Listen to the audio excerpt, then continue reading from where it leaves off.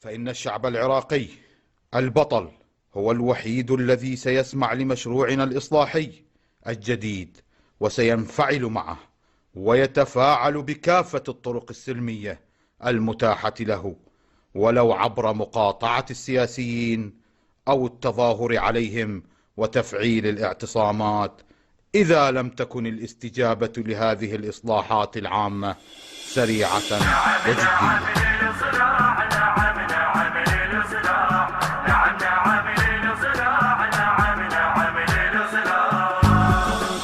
الإصلاح هذا خرملنا، الإصلاح يقلب هالوطن جنة، الإصلاح هذا آخر أمل إنه، الإصلاح يقلب هالوطن جنة. شعب سنة وشيعة نطالب بتشريعه، الوطن منبيعه وما نبتعد عنه.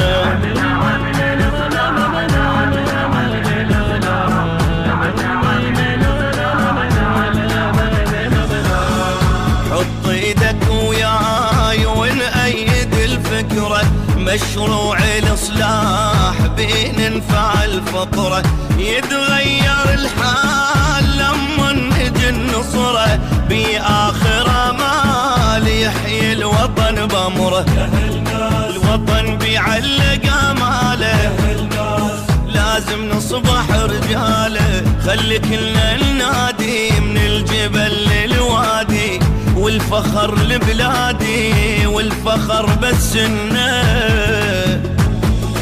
نعم الإصلاح، نعم الإصلاح، نعم الإصلاح، نعم الإصلاح،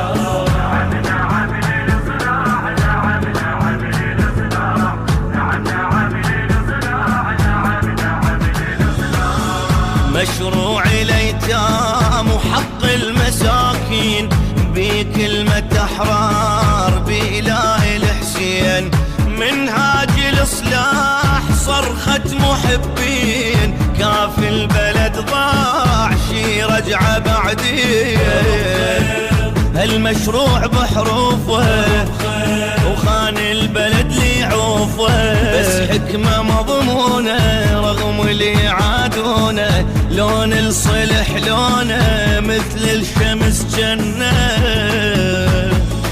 نعم الإصلاح، نعم الإصلاح، نعم الإصلاح، نعم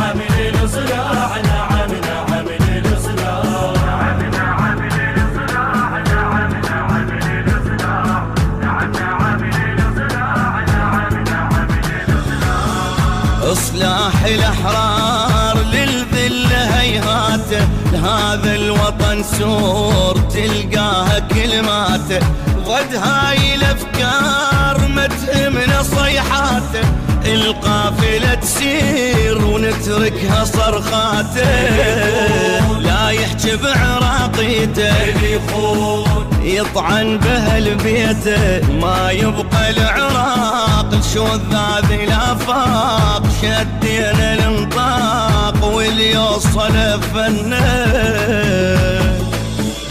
نعم الإصلاح، نعم الإصلاح، نعم الإصلاح، نعم النشر والتوزيع الشبكي كرار الفريجي.